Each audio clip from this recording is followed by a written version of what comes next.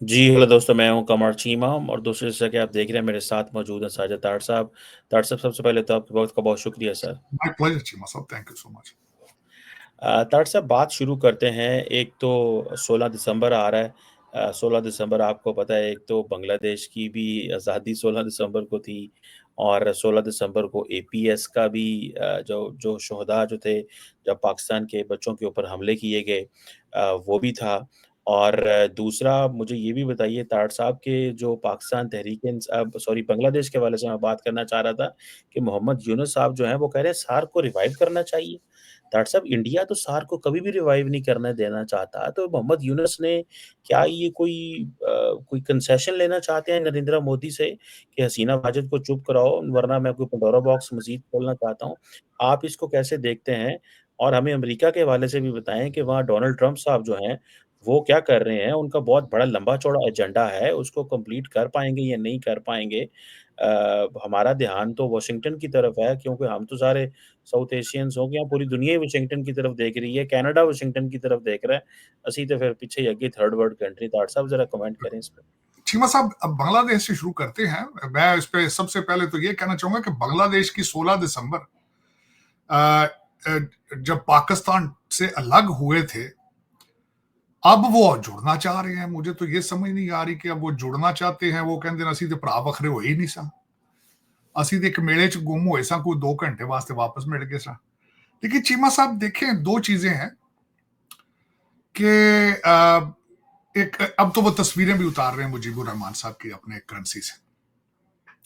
Doctor Yunus साहब को अगर देखा जाए तो उनका स्टेटस क्या है, जो सोच, मैं थोड़े से अंदर के हालात बताना चाहता हूं कि वो किस डायरेक्शन पे जा रहे हैं। उनका नाम उनका उनका स्टेटस है एडवाइजर।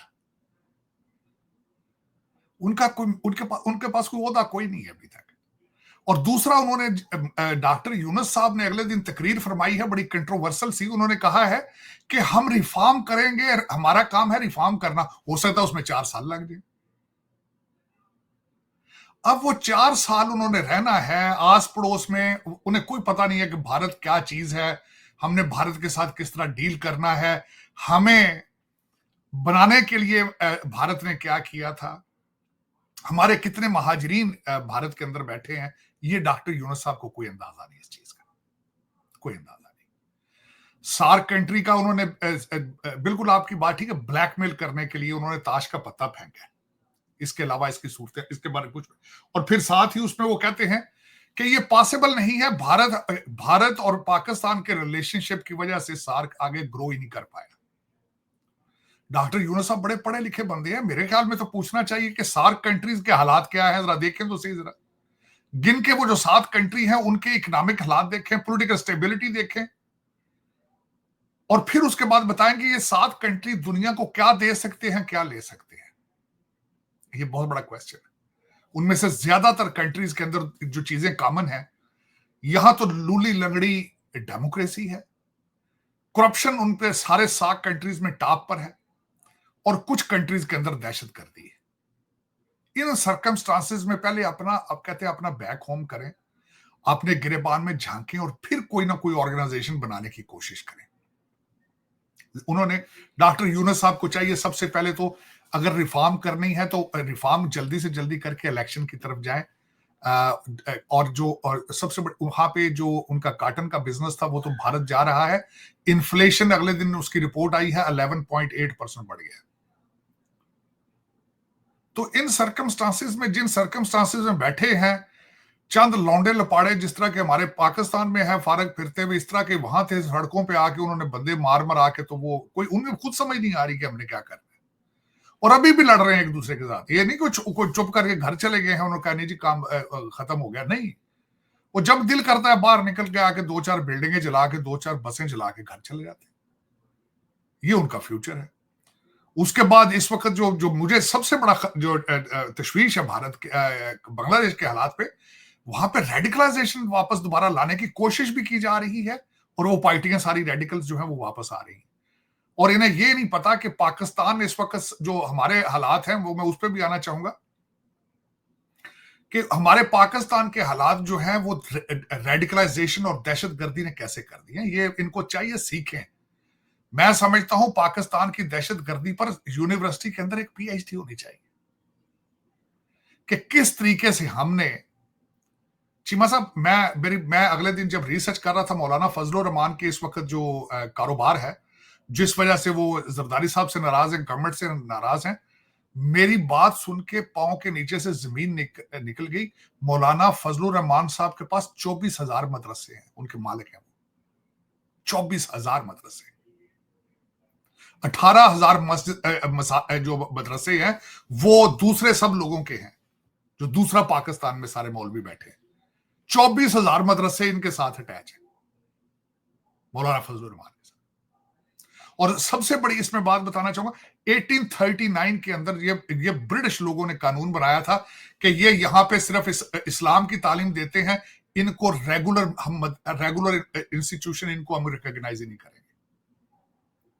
और वो कैसे करें? ना आप उनको इंग्लिश पढ़ा रहे हैं, ना मैथ पढ़ा रहे हैं, ना उनको फिजिक्स केमिस्ट्री पढ़ा रहे हैं, तो आपको वो आप सिर्फ दीनी तालीम दे रहे हैं कि नमाज किस तरह पढ़नी, कुरान मजीद को याद किस तरह करना है, तो आपको दीनी मदरसे कहा जाएगा, दरसे निजामी इनको कहा जाता है। तो दर हकीकत अगर देखा जाए तो 24,000 मदरसा इनका, 18,000 मदरसा दूसरा।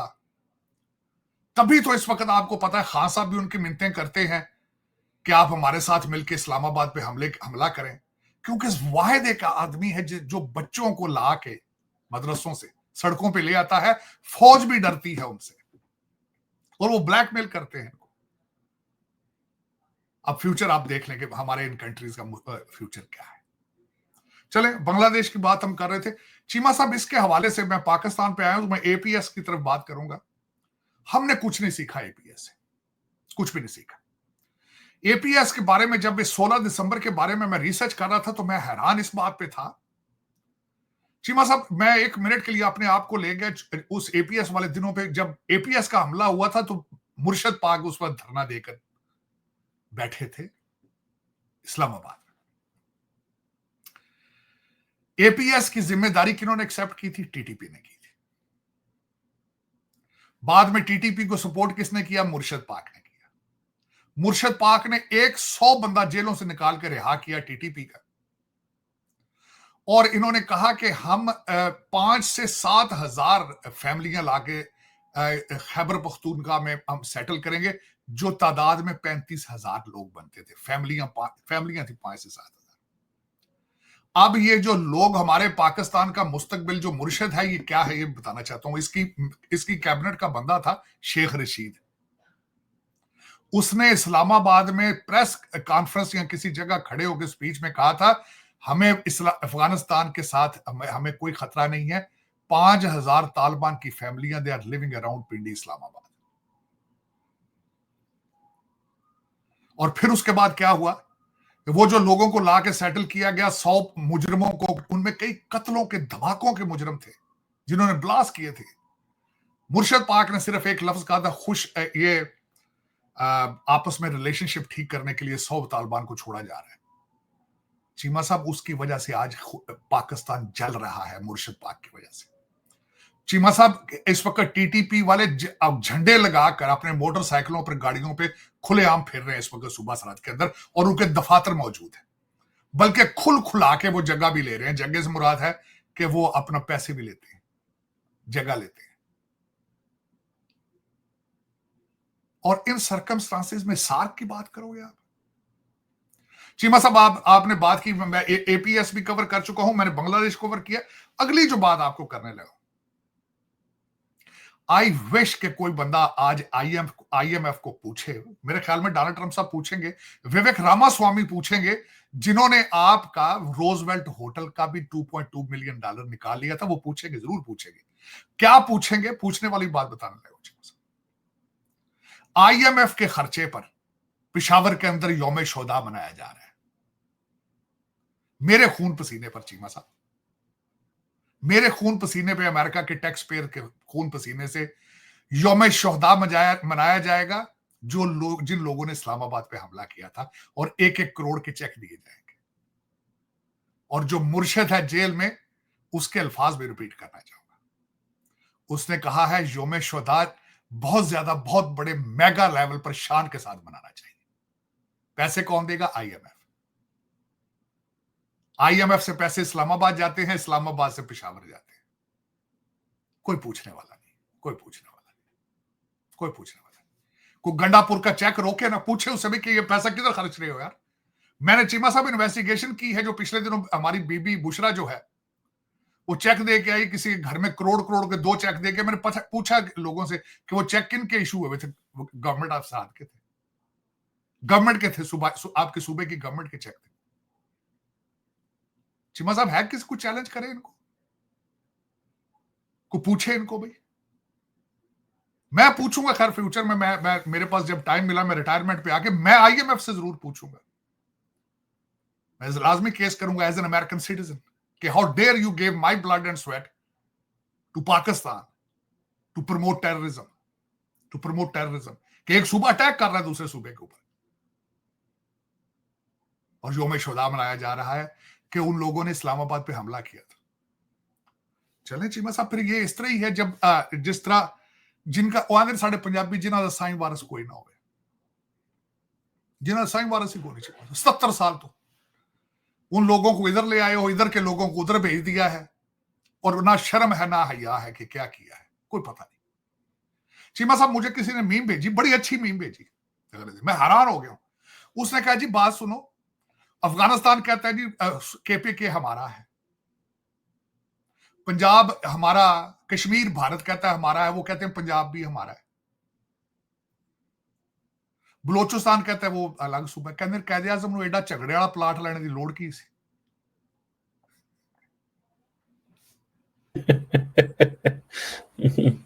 मेरा इतना झगड़े वाला प्लाट है ये कि 4 सूबे हैं एक दूसरे पे हमले कर रहे हैं यार, कोई पूछना है ही नहीं, शर्म आई कोई। और आज वो मुर्शद पाक कहता है कि मैंने इस लार्जर स्केल पे सिविल नाफरमानी की मुहिम चलानी है कि बाहर से पैसा एक नहीं आएगा, एक पैसा करना। चीमा साहब, आप अब आखिरी इस पे जो क्वेश्चन था आपका उसकी तरफ आना चाहेंगे डोनाल्ड ट्रंप साहब, मैं शर्मिंदा हूं एज एन अमेरिकन, आज शर्मिंदा हूं, उस वजह से शर्मिंदा हूं। डोनाल्ड ट्रंप साहब 2 मुल्कों की कॉपी करना चाहते हैं। मुल्क कौन से हैं? एक अर्जेंटीना है, दूसरा सल्वाडोर है। आपको पता होना चाहिए कि अभी तक सिर्फ एक फॉरेन प्रेसिडेंट वाहिद आके मिला है इनको, मारा लागो के अंदर। दूसरा खैर आया था कनेडियन, ट्रूडो भी आया था, लेकिन वो तो मिन्नतें तरले करने आया था। लेकिन नेतन्याहू भी आया था। हाँ, वो भी आया, वो भी। लेकिन चीमा साहब मिले आया था अर्जेंटीना से, और मिले इस वक्त जो हमारे इलान मस्क है उनका बहुत अच्छा दोस्त है, और उसने डाइन किया गया है, और बुलाया भी इसीलिए गया था कि उसके अंदर ये उसकी खासियत, जिस दिन उसने ओथ लिया था आते ही उसने 25,000 अपने गवर्नमेंट मुलाजिम फायर कर दिए थे। दूसरा सल्वाडोर की बात ये मैं करना चाहूंगा चीमा साहब, कुछ मेरे कांग्रेसमैन बहुत अच्छे दोस्त हैं, मैंने पिछले दिनों जब उनके साथ मुलाकात की तो कुछ ने मुझे तस्वीरें दिखाई कि वो हम लोग मैट गेट्स जो कि फ्लोरिडा से था, हमारा अटॉर्नी जनरल कैंडिडेट बनने के लिए नॉमिनेटेड था, जिसने विड्रॉ कर लिया है, वो सल्वाडोर के दौरे पे गया था कंजर्वेटिव कांग्रेसमैन को साथ लेकर, और उनकी जेलों को और सारा कुछ विजिट करके आया था कि किस तरीके से तुमने क्राइम को कंट्रोल कर लिया। परेशान इसलिए हूं चीमा साहब 3 वजूहात से। क्या व्हाट अ शेम कि आज अमेरिका को they have to copy Argentina, they have to copy Salvador, they have to learn from them how to run the country. और दूसरा मुझे दुख ये है कि बराक ओबामा अपने मंसूबे में कामयाब हो चुका है चीमा साहब, मैं उससे भी बड़ा इंप्रेस हूं। मैं इमरान खान से बहुत मुतासर हूं, इमरान खान से इसलिए मुतासर हूं, चीमा साहब जेल में बैठ के 127 आर्टिकल उसने इंटरनेशनल जरीदों में लिखाए। शहबाज शरीफ का आर्टिकल एक भी नहीं है चीमा साहब, कि सिटिंग प्राइम मिनिस्टर किसी को कह के भी नहीं लिखवा सकता, इतना इतना उसके पास इतना इंटेलेक्ट नहीं है, वो जेल से लिखवा गया चीमा साहब। चीमा साहब जेल में रहते हुए उस बंदे ने 46 कांग्रेसमैनों को घुटनों के बल कर दिए। शहबाज शरीफ ने पूछो तो कांग्रेस के स्पेलिंग नहीं होने। मैं बहुत इंप्रेस हूं, बहुत इंप्रेस। और दूसरा चीमा साहब, मैं हैरान हूं इस बात पे कि अब आने वाले दिनों में क्या बनता है। लेकिन यहां पे जो मैं कह रहा था, मैं इमरान खान से बहुत इंप्रेस हूं कि उन्होंने अपनी जाती पावर पॉलिटिक्स के लिए क्या कुछ नहीं किया, क्या कुछ नहीं किया। और मैं आफरीन हूं इन लौंडे लपाड़ों को जो जिनको पता ही नहीं है कि आपकी जिंदगी क्या है, जिन्हें पता ही नहीं पाकिस्तान क्या है। पाकिस्तान डॉक्टर क्या है? साहब डायलॉग के लिए तैयार हो गए, आपको मैं बताना चाह रहा था, वो कह रहे हैं मैं अनकंडीशनल डायलॉग। चीमा साहब अनकंडीशनल डायलॉग इसलिए कर रहे हैं, फैज मीद अंदर तोते की तरह बोल रहा है। और इन्होंने एक वादा किया था मैं बाहर से अपना एक विटनेस लेकर आऊंगा, उसने इनकार कर दिया कि मैं नहीं आऊंगा। तीसरा बात है कि इनको पता चल गया कि मेरा फौजी ट्रायल होने लगा, मिन्नता तरले तब कर रहे हैं, तब कर। लेकिन एक मुझे ये बात बताएं, अनकंडीशनल छोड़ के कंडीशनल कर लें जो मर्जी, इनका एतबार कौन करेगा? चीमा साहब सवेरे गल करके शामी मुकर जाता है बंदा है, इसका एतबार कौन करेगा? और ये बातें कर रही दूसरी साइड पे पार्टियां सारी, किसका इसकी गारंटी कौन देगा?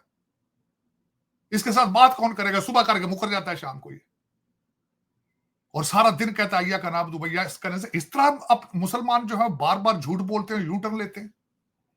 चलो लोगों को बेवकूफ बना लिया चीमा साहब इसने। और दुख वाली बात यह है कि इतने कोई चार जमाता लौंडा लपाड़ा पड़े से वो भी पागल हो गए, अखा तो करना डोरे हो गए, उन्होंने नहीं पता।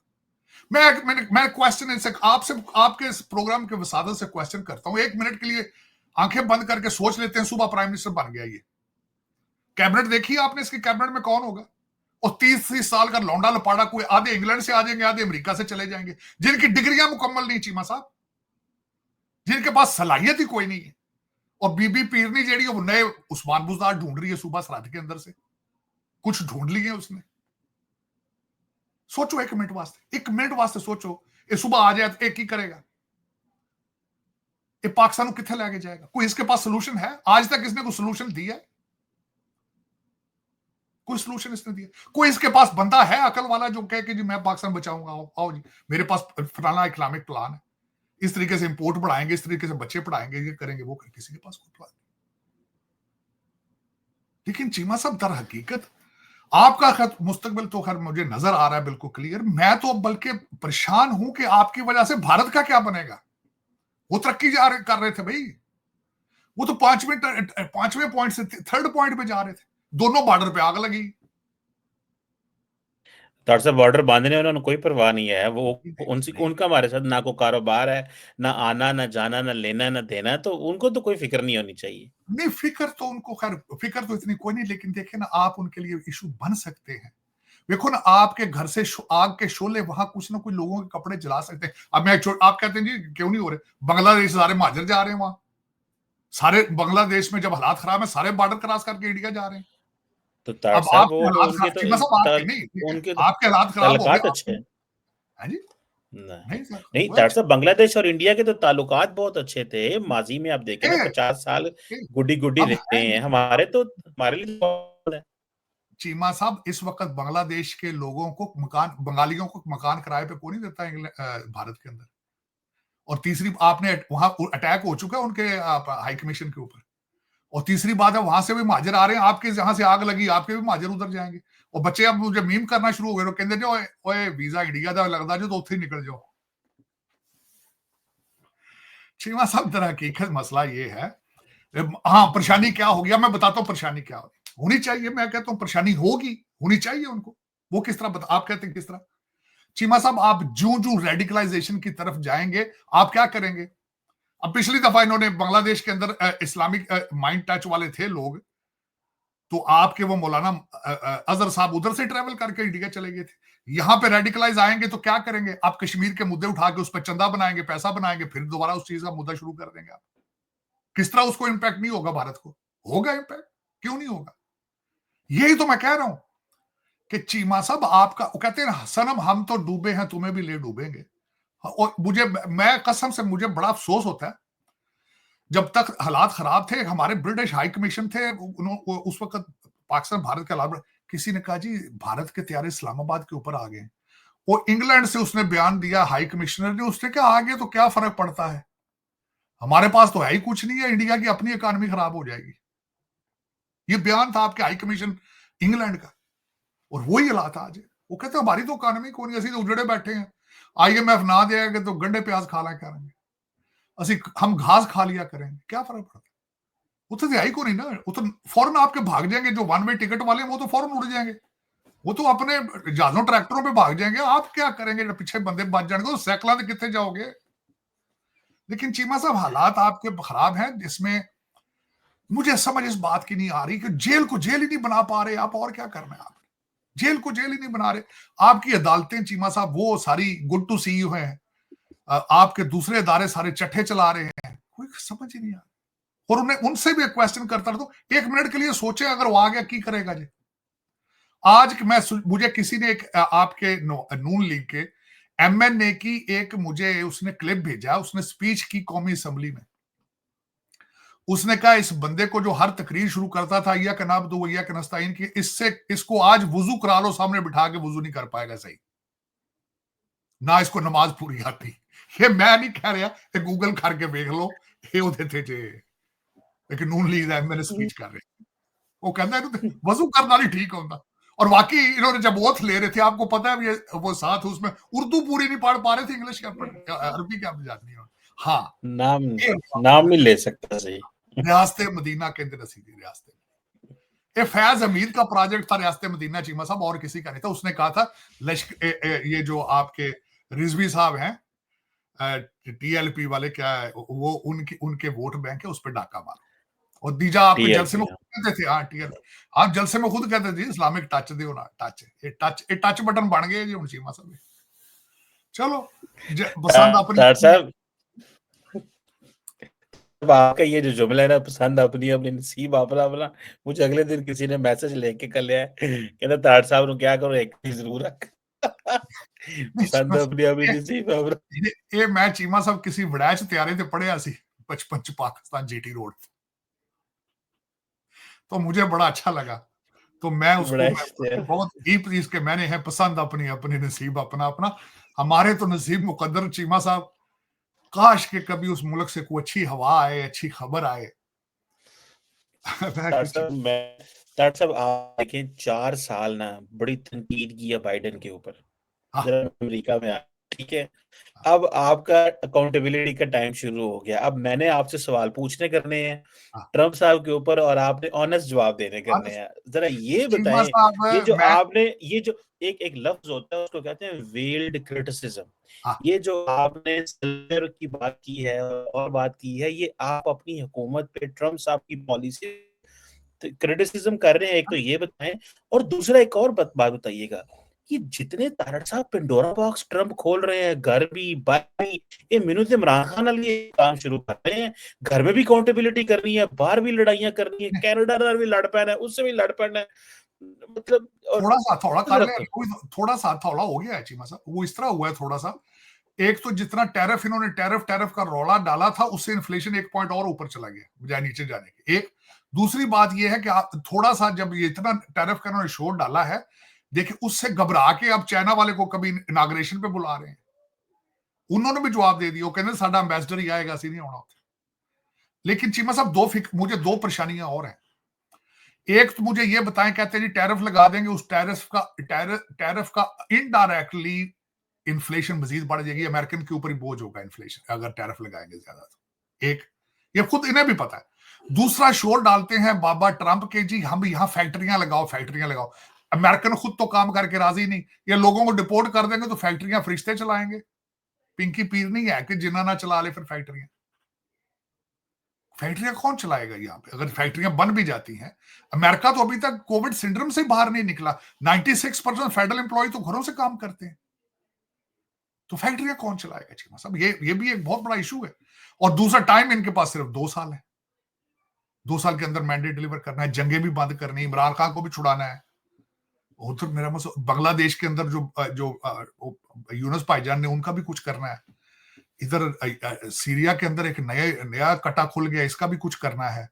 उधर गाजा के अंदर भी हाई राइज बिल्डिंगें बनानी है, फलस्तीनियों को सेटल करना है लेबनान के अंदर या सीरिया के अंदर, वो जगह खाली करानी है। बहुत प्रोजेक्ट है अभी तो इनके पास, पता नहीं किस तरह ये डिलीवर कर पाएंगे।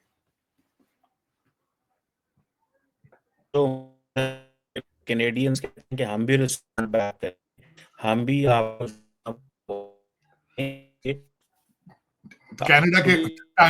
कनाडा के प्राइम मिनिस्टर ने स्टेटमेंट दी है, जिसको अभी तक इन्होंने डाइजेस्ट नहीं किया, करेंगे। उन्होंने भी स्टेटमेंट की, जवाब दिया है डोनाल्ड ट्रंप साहब की बात का उन्होंने, उन्होंने भी माइंड किया अल्टीमेटली। फिर ये थोड़ा मेरे ख्याल में ही is different than last time.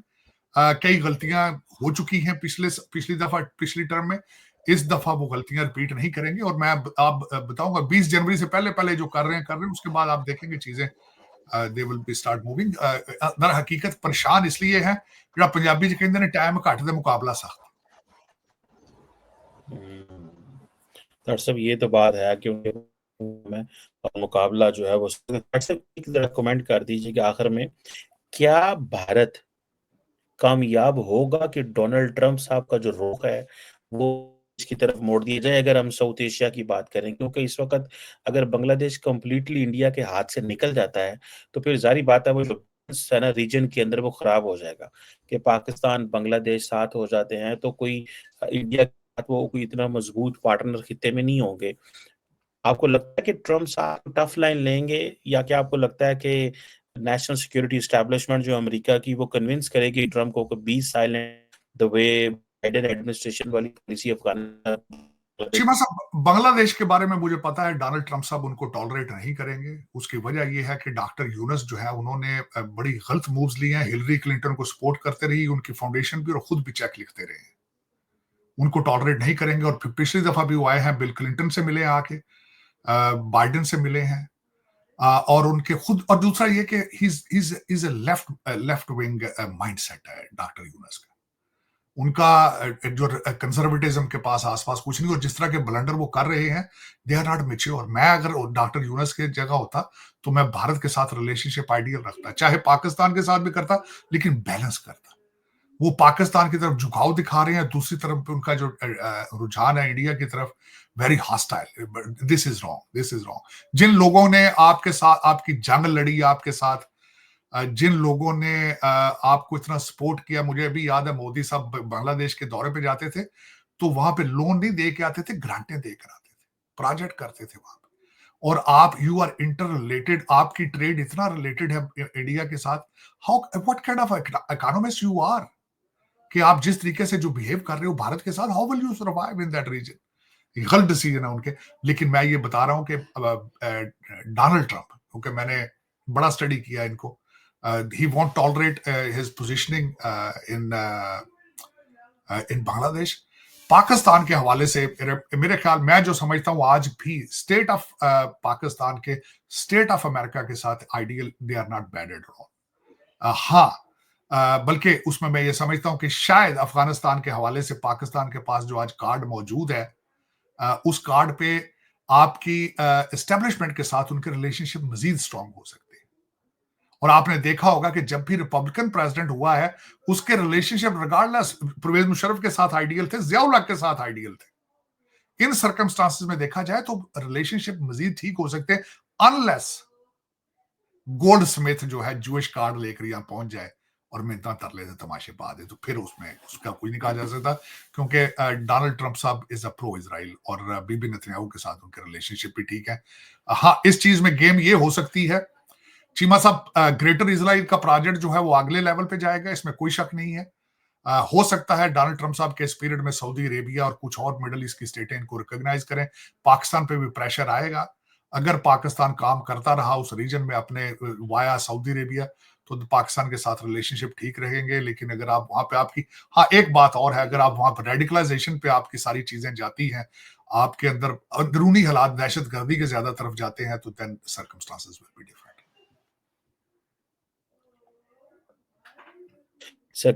Different, बिल्कुल ठीक है। सबसे इम्पोर्टेंट चीज यह है कि बांग्लादेश है, उसके ऊपर अमेरिका की क्या पोजीशन होगी, उससे डिटरमिन होगा कि साउथ एशिया जो है वो आइंदा कैसे चलेगा। और इंडिया का पोजीशन भी उसी पर डिपेंड करता है, क्योंकि बांग्लादेश अगर इंडिया के हाथ से स्लिप होता है, जो कि फिलहाल नजर आ रहा है, और इसीलिए पैनिक भी है इंडिया की, तो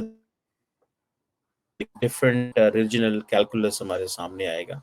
लेट्स सी डॉक्टर साहब, डोनाल्ड ट्रंप साहब कैसे चीजों को करते हैं। 20 जनवरी तक आपने 1% इन्फ्लेशन हो गई है। आखिरी का चाइनीज प्रेसिडेंट कि वो नहीं आ रहे, सिर्फ एम्बेसडर आएंगे, ये कंफर्म हो गया। दिस इज एन एम्बैरेसमेंट, ये तो एम्बैरेसमेंट है बहुत।